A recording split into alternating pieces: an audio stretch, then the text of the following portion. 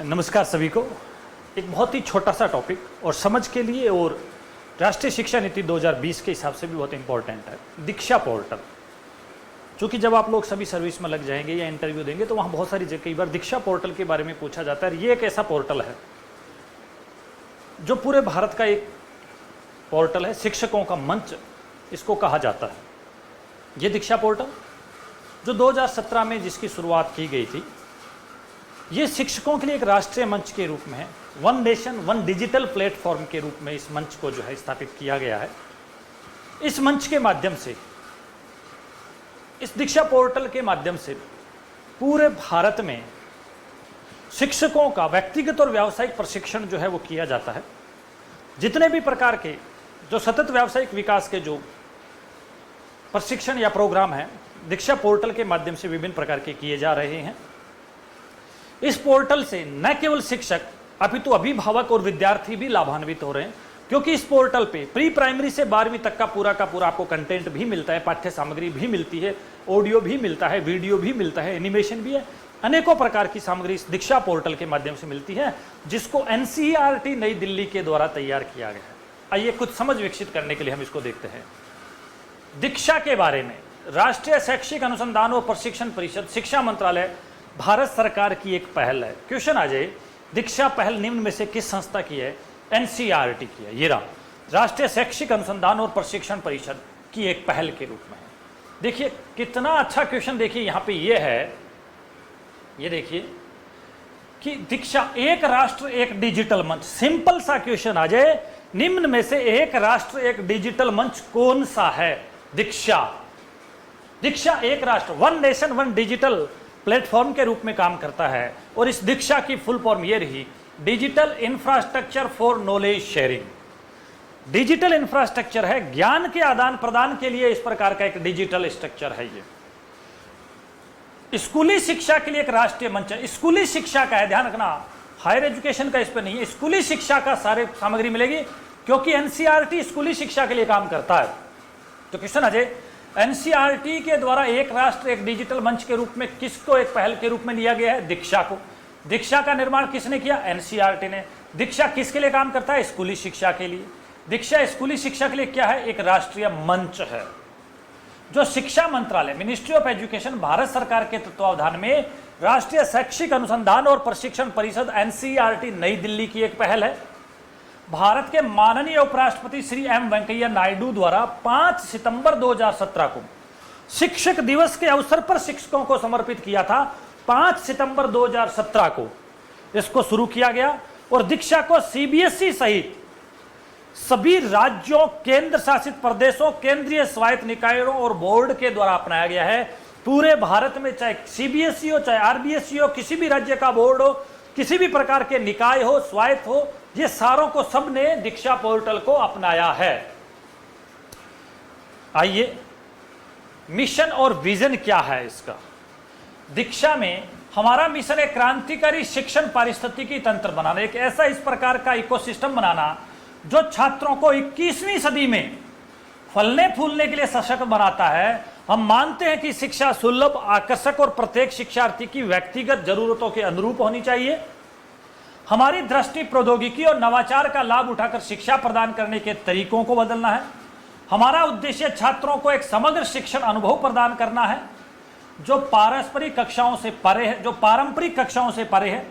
अपने मंच के माध्यम से हम छात्रों को उन कौशल से लेस करना चाहते हैं जिनकी उन्हें न केवल शैक्षणिक सफलता के लिए बल्कि व्यक्तिगत विकास और विकास के लिए भी आवश्यक है। यानी किसी भी टीचर और स्टूडेंट का प्रोफेशनल डेवलपमेंट के साथ उसका पर्सनल डेवलपमेंट भी यहाँ पे साथ साथ में सीधा सीधा जुड़ा हुआ है।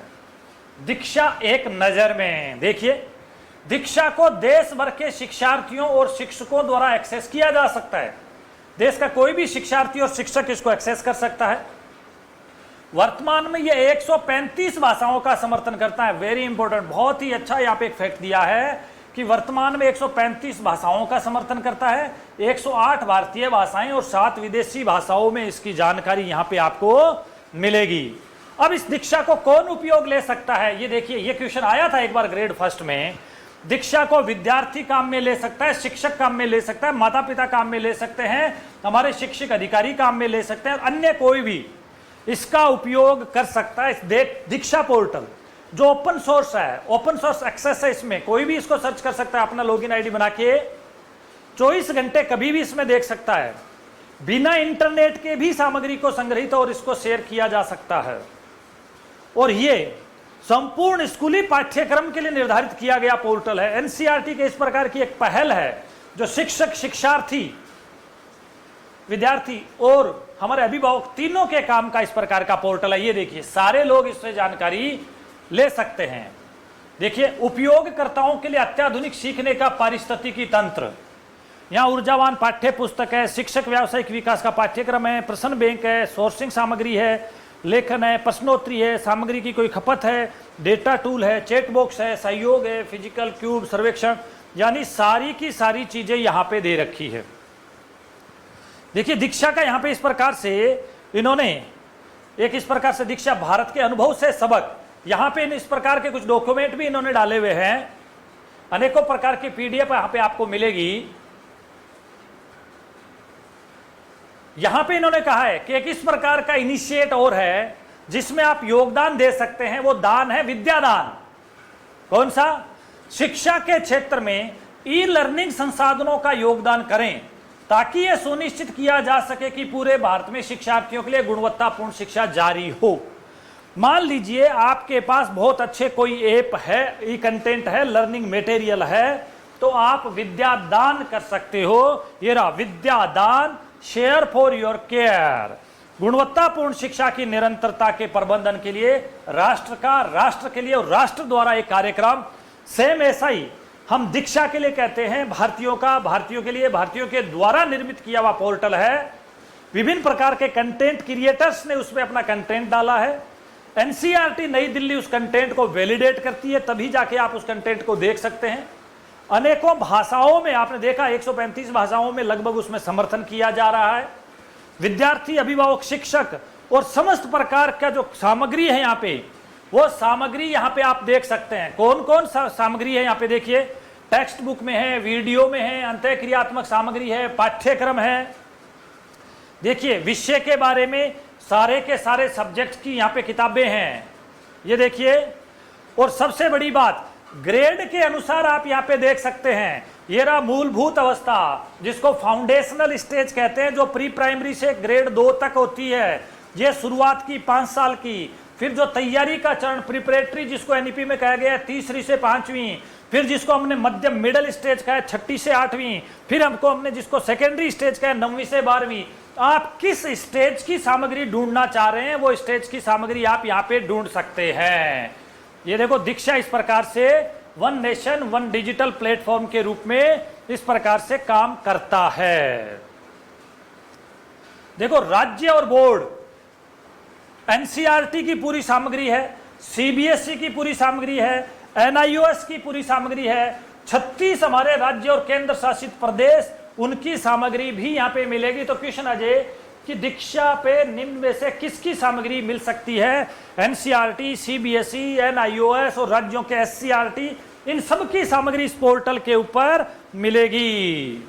देखिए, इस दीक्षा में प्रमुख क्षेत्र कौन कौन से क्षेत्र यहाँ पे लिए हैं? सभी के लिए शिक्षा, यानी देखिए एफएलएन, आभासी प्रयोगशाला, वर्चुअल लैब, वोकेशनल एजुकेशन, समान और समावेशी शिक्षा, सभी के लिए सीखना, यानी हमारे दिव्यांग और विकलांग जो बच्चे हैं उनके लिए भी इस प्रकार का equitable and inclusive education, learning for all कहा है। ये मैंने पहले ही कहा था, एनईपी का भाग नंबर, एनईपी का अध्याय नंबर 6 है, उसकी पूरी की पूरी सामग्री ये देखिए यहाँ पे मिलेगी आपको।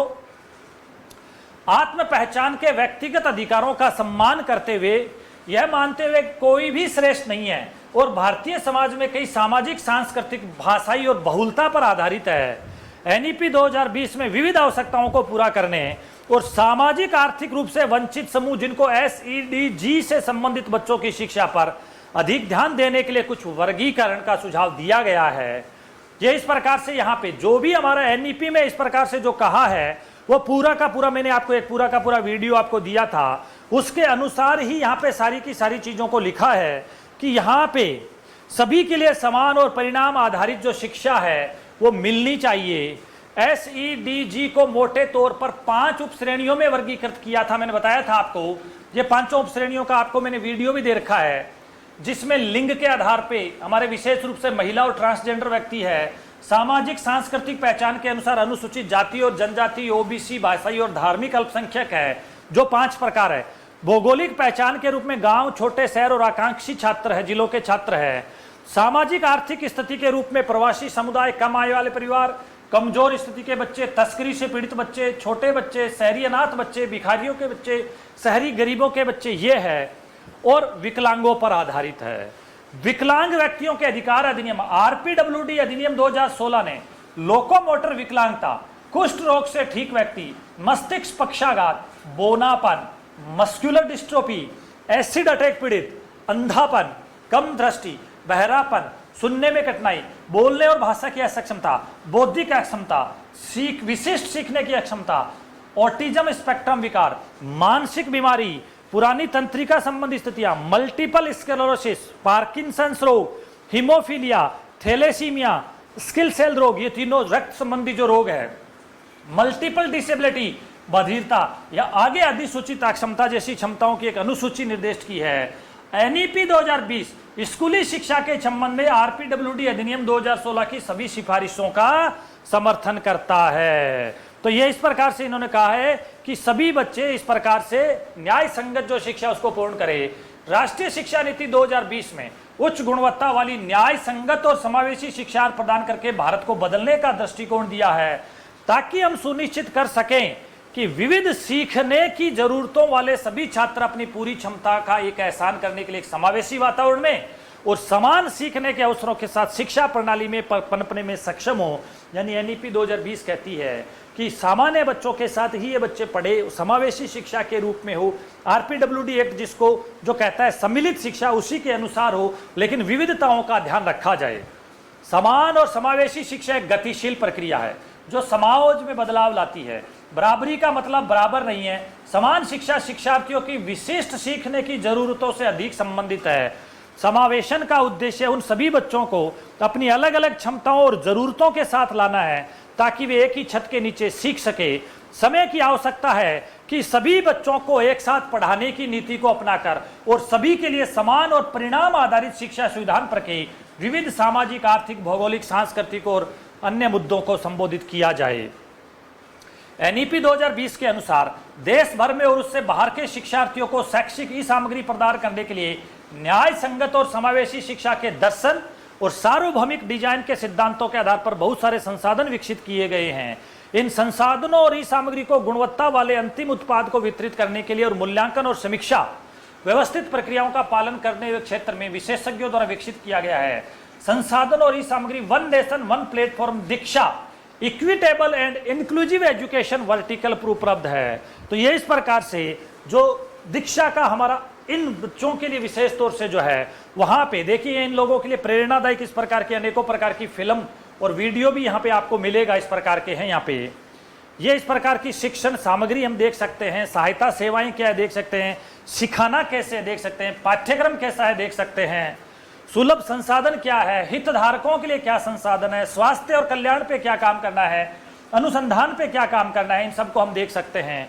ये हमारी प्रमुख नीतियां और निर्देश है, प्रमुख अभ्यास है, प्रचार कैसे करना है, सम्मेलन और हमारे कार्यशालाएं हैं वो किस प्रकार की है, इन सबको हम इसके माध्यम से, दीक्षा के माध्यम से हम इनको जान सकते हैं। तो ये दीक्षा पोर्टल ये किस प्रकार का पोर्टल है, इस पोर्टल के माध्यम से हम पूरा के पूरा इंफ्रास्ट्रक्चर जो है हमारा उसको देख सकते हैं।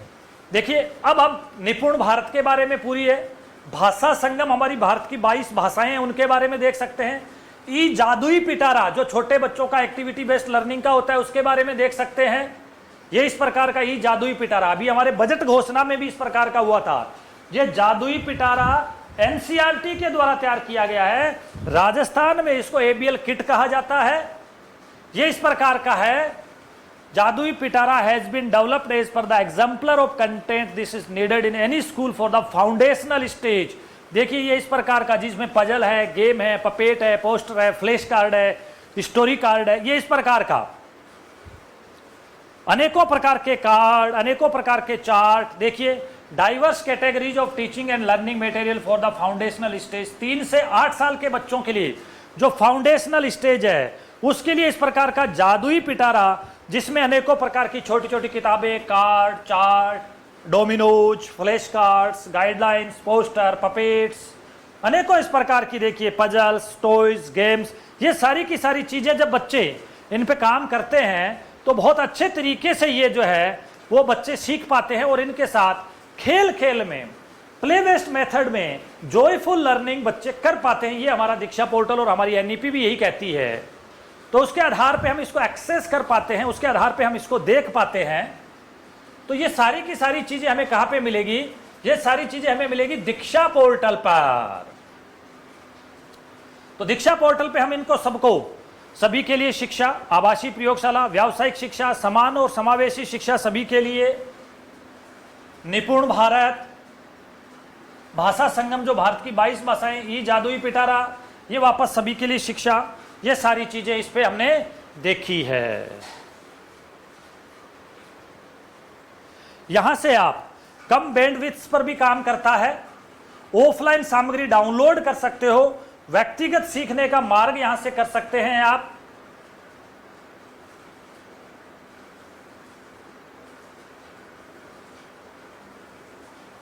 तो ये इस प्रकार से हमारा एक छोटा सा जो दीक्षा डिजिटल अवसंरचना ज्ञान साझा करना, ये हमारा दीक्षा, इसको राजस्थान में दीक्षा राइज कहते हैं। राजस्थान में क्या बोलते हैं? राजस्थान में इसको दीक्षा राइज कहा जाता है। देखते हैं एक बार अगर अपन मिलता है दीक्षा राइज के बारे में।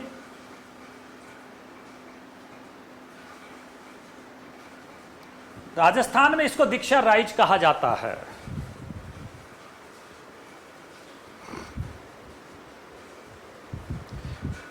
Rajasthan interface for school educators के रूप में ये रहा। ये एक बार ग्रेड फर्स्ट में इसकी पूरी फुल फॉर्म पूछी थी राइज की, Rajasthan interface for school educators. ये हमारे दीक्षा जो राइज है, उस दीक्षा राइज के बारे में यहाँ पे थोड़ा सा दिया है। ये दीक्षा राइज जो है वो एनसीईआरटी की बजाय आरएससीईआरटी के द्वारा तैयार किया गया है। इसमें 1ली से 12वीं का सारा विद्यार्थियों के लिए पाठ्यक्रम है और सर्टिफिकेशन पूरा दीक्षा ऐप पे ही ले जाता है। तो कुल मिला के क्वेश्चन अजय, दीक्षा पोर्टल की तर्ज पर राजस्थान ने अपना पोर्टल कौन सा तैयार किया है? दीक्षा राइज किया है। राइज की फुल फॉर्म एक बार पूछी जा चुकी है, Rajasthan interface for school educators. तो ये इस प्रकार से इन्होंने जो अपनी दीक्षा राइज जो है उसकी फुल फॉर्म यहाँ पे दे रखी है। ये हमारा एक छोटा सा वीडियो आपको दीक्षा पोर्टल से रूबरू करवाने के लिए दिया गया है। आप सभी लोग इसी प्रकार से देखते रहें। इन सब की पीडीएफ आप डॉक्टर MR भादु एजुटेक ऐप के माध्यम से आप प्राप्त कर रहे हैं। वहां वीडियो को और व्यवस्थित तरीके से बड़े रूप में भी आप देख सकते हैं। Thank you.